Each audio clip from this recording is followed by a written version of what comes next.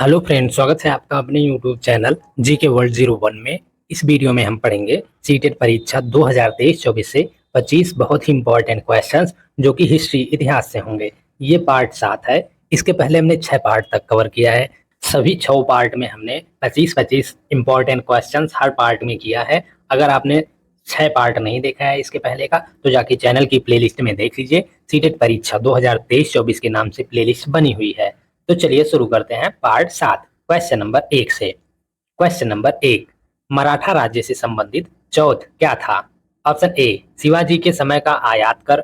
Option B, Shivaji द्वारा हिंदुओं पर लगाया गया एक कर। ऑप्शन सी, शिवाजी द्वारा पड़ोसी राज्यों से वसूला जाने वाला उनकी आय का 1/4 भाग। ऑप्शन डी, इनमें से कोई नहीं। तो सही आंसर हो जाएगा आपका ऑप्शन सी, शिवाजी द्वारा पड़ोसी राज्यों से वसूला जाने वाला उनकी आय का 1/4 भाग मराठा राज्य से संबंधित चौथ का अर्थ है। नेक्स्ट क्वेश्चन हो जाएगा आपका क्वेश्चन नंबर 2, हुमायूं की असफलता से संबंधित वह कौन सा कारण है जिसका उत्तरदायित्व हुमायूं पर नहीं है? ऑप्शन ए, भाइयों में साम्राज्य विभाजन। ऑप्शन बी, धन एवं समय का अपव्यय। ऑप्शन सी, शेर शाह एवं बहादुर शाह में गठबंधन। ऑप्शन डी, नेतृत्व नियंत्रण की कमी। तो सही आंसर हो जाएगा आपका ऑप्शन सी, शेर शाह एवं बहादुर शाह में गठबंधन। हुमायूं की असफलता से संबंधित शेर शाह एवं बहादुर शाह में गठबंधन, ये इसका उत्तरदायित्व तो हुमायूं पर नहीं है। नेक्स्ट क्वेश्चन हो जाएगा आपका क्वेश्चन नंबर 3, पोरस का राज्य निम्नांकित में से किस क्षेत्र में स्थित था? ऑप्शन ए, सिंधु तथा झेलम के मध्य में। ऑप्शन बी, कश्मीर तथा गंधार क्षेत्र में। ऑप्शन सी, झेलम तथा ब्यास के मध्य। ऑप्शन डी, ब्यास तथा गंगा नदी के मध्य। तो सही आंसर हो जाएगा आपका ऑप्शन सी, झेलम तथा ब्यास के मध्य। पोरस का राज्य झेलम तथा ब्यास के मध्य क्षेत्र में स्थित था।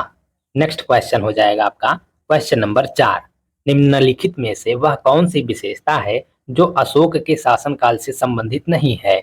ऑप्शन ए, अशोक स्तंभ। ऑप्शन बी, बौद्ध स्तूप। ऑप्शन सी, आकृति युक्त सिक्का। ऑप्शन डी, शिलालेख। तो सही आंसर हो जाएगा आपका ऑप्शन सी, आकृति युक्त सिक्का। आकृति युक्त सिक्का जो है वो अशोक के शासनकाल से संबंधित नहीं है। बाकी अशोक स्तंभ, बौद्ध स्तूप और शिलालेख ये तीनों अशोक के शासनकाल से संबंधित हैं। नेक्स्ट क्वेश्चन हो जाएगा आपका क्वेश्चन नंबर 5, गुप्तकालीन भारतीय लोगों का व्यापार किस देश से होता था? Option A, Java. Option B, Burma. Option C, Cambodia. Option D, उपर्युक्त सभी। तो सही आंसर हो जाएगा आपका ऑप्शन डी, उपर्युक्त सभी। गुप्तकालीन भारतीय लोगों का व्यापार तीनों देशों से होता था, जावा, बर्मा और कंबोडिया। नेक्स्ट क्वेश्चन हो जाएगा आपका क्वेश्चन नंबर 6, पाल वंश का सबसे अधिक शक्तिशाली शासक कौन था? Option A, Mahipal. Option B, Gopal. Option C, Vigrahapal. Option D, Dharmapal. तो सही आंसर हो जाएगा आपका ऑप्शन डी, धर्मपाल। पाल वंश का सबसे अधिक शक्तिशाली शासक धर्मपाल था। नेक्स्ट क्वेश्चन हो जाएगा आपका क्वेश्चन नंबर 7, अरबों ने भारत पर आक्रमण कब किया? ऑप्शन ए, 709 ईस्वी में। ऑप्शन बी, 625 ईस्वी में। ऑप्शन सी, 712 ईस्वी में। ऑप्शन डी, 636 ईस्वी में। तो सही आंसर हो जाएगा आपका ऑप्शन सी, 712 ईस्वी में। अरबों ने भारत पर 712 ईस्वी में आक्रमण किया था। अरबों का भारत पर पहला सफल आक्रमण मोहम्मद बिन कासिम के नेतृत्व में 712 ईस्वी में हुआ। अरबों ने सिंध को जीत लिया जिस पर उस काल में दाहिर का शासन था। नेक्स्ट क्वेश्चन हो जाएगा आपका क्वेश्चन नंबर 8, अलाउद्दीन खिलजी ने भूमि की उपज व श्रेणी के अनुसार भूमि कर निर्धारित कराया जो संपन्नों और गरीबों सबकी भूमि पर एकीकृत करके लगाया। यह उपज का कितना भाग निर्धारित किया गया था? ऑप्शन ए, 1/2 भाग। ऑप्शन बी, 1/3 भाग। ऑप्शन सी, 2/3 भाग। ऑप्शन डी, 3/2 भाग। तो सही आंसर हो जाएगा आपका ऑप्शन ए, 1/2 भाग। अलाउद्दीन खिलजी ने भूमि की उपज व श्रेणी के अनुसार भूमि कर निर्धारित कराया जो संपन्नों और गरीबों सबकी भूमि पर एकीकृत करके लगाया। यह उपज का 1/2 भाग निर्धारित किया गया था। नेक्स्ट क्वेश्चन हो जाएगा आपका क्वेश्चन नंबर 9, कल्याणी के चालुक्य वंश की स्वतंत्रता का जन्मदाता कौन था? ऑप्शन ए, तैलव द्वितीय। ऑप्शन बी, नरसिंह प्रथम। ऑप्शन सी, सोमेश्वर प्रथम। ऑप्शन डी, सोमेश्वर द्वितीय। तो सही आंसर हो जाएगा आपका ऑप्शन ए, तैलव द्वितीय। कल्याणी के चालुक्य वंश की स्वतंत्रता का जन्मदाता तैलव द्वितीय था। कल्याणी के चालुक्य वंश की स्वतंत्रता का जन्मदाता तैलव द्वितीय था। तैलब द्वितीय का परमार शासक मुंज से लंबा संघर्ष हुआ, इसका उल्लेख साहित्य तथा लेखों में मिलता है। नेक्स्ट क्वेश्चन हो जाएगा आपका क्वेश्चन नंबर 10, निम्नलिखित में से सही जोड़े का चयन कीजिए। ऑप्शन ए जैन धर्म के संप्रदाय श्वेतांबर दिगंबर, ऑप्शन बी अश्वघोष Buddhacharita, option C Bhadrabahu Kalpasutra, option D उपर्युक्त सभी सत्य हैं। तो सही आंसर हो जाएगा आपका ऑप्शन डी उपर्युक्त सभी सत्य हैं। जैन धर्म के संप्रदाय श्वेतांबर दिगंबर अश्वघोष बुद्धचरित भद्रबाहु कल्पसूत्र ये तीनों सही हैं। नेक्स्ट क्वेश्चन हो जाएगा आपका क्वेश्चन नंबर 11, दिल्ली सल्तनत का वह कौन सा सुल्तान था जिसने अपनी आत्मकथा लिखी थी। Option A Firoz Tughlaq, option B Alauddin Khilji, option C Bahlol Lodi, option D Balban. तो सही आंसर हो जाएगा आपका ऑप्शन ए फिरोज शाह तुगलक। दिल्ली सल्तनत का वह सुल्तान फिरोज शाह तुगलक था जिसने अपनी आत्मकथा लिखी थी। सुल्तान फिरोज शाह तुगलक तुगलक वंश का एक मुस्लिम शासक था और उसने दिल्ली की सल्तनत पर शासन किया था। फिरोज शाह तुगलक की आत्मकथा का शीर्षक फुतूहुद एस फिरोज शाही है।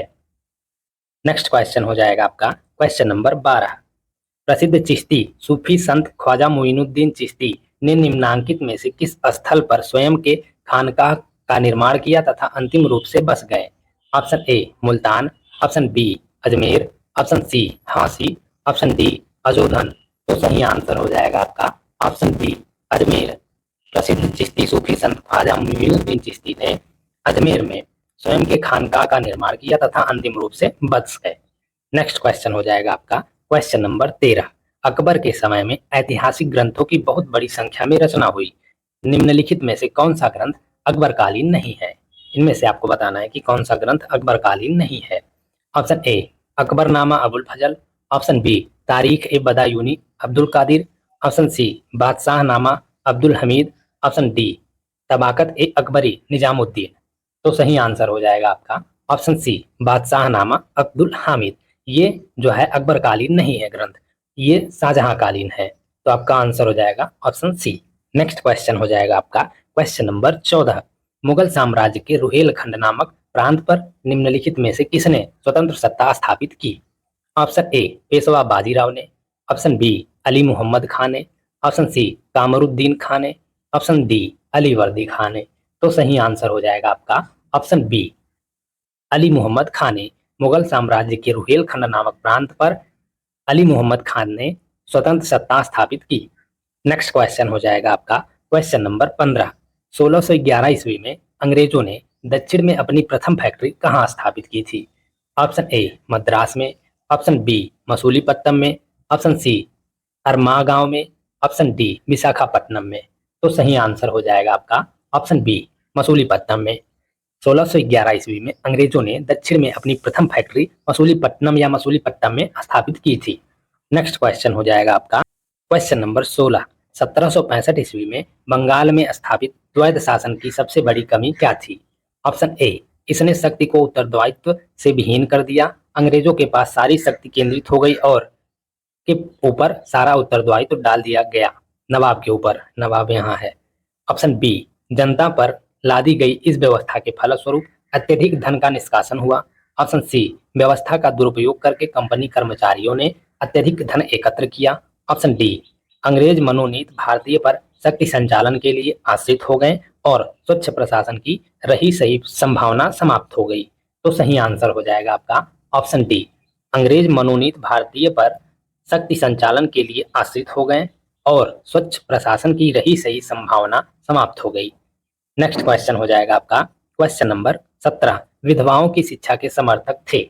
Option A D K Karve, option B Keshav Chandra Sen, option C R G Bhandarkar, option D Sridharalu Naidu. तो सही आंसर हो जाएगा आपका option A D K Karve. विधवाओं की शिक्षा के समर्थक डी के कार्वे थे इनमें से। नेक्स्ट क्वेश्चन हो जाएगा आपका क्वेश्चन नंबर 18, वहाबी आंदोलन का प्रमुख उद्देश्य था।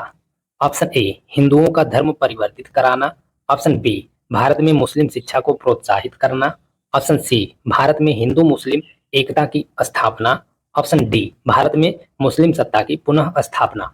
तो सही आंसर हो जाएगा आपका ऑप्शन डी भारत में मुस्लिम सत्ता की पुनः स्थापना। वहाबी आंदोलन का प्रमुख उद्देश्य भारत में मुस्लिम सत्ता की पुनः स्थापना था। वहाबी आंदोलन एक पुनरुत्थानवादी आंदोलन था जिसने सभी गैर इस्लामी प्रथाओं को समाप्त करके इस्लाम को शुद्ध करने का प्रयास किया। नेक्स्ट क्वेश्चन हो जाएगा आपका क्वेश्चन नंबर 19। 19वीं शताब्दी में विभिन्न सामाजिक और धार्मिक सुधार आंदोलन प्रारंभ हुए थे। इस शताब्दी में कौन सा सामाजिक धार्मिक सुधार आंदोलन सबसे पहले शुरू हुआ था? Option A Prarthana Samaj, option B Ramakrishna Mission, option C Arya Samaj, option D ब्रह्म समाज। तो सही आंसर हो जाएगा आपका ऑप्शन डी ब्रह्म समाज।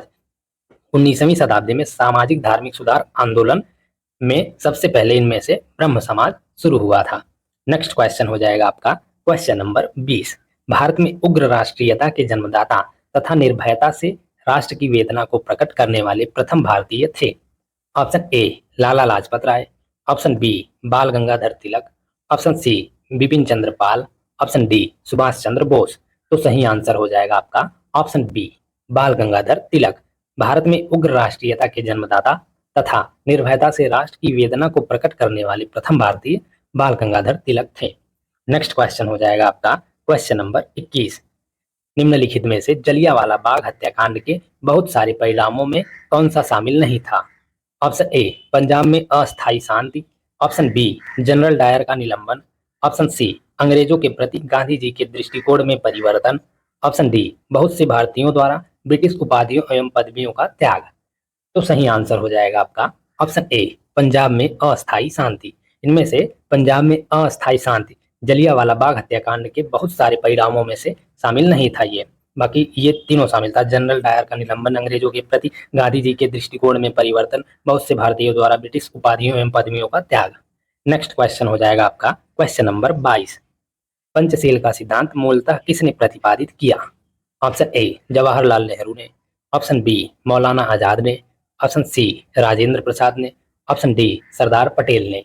तो सही आंसर हो जाएगा आपका ऑप्शन ए जवाहरलाल नेहरू ने।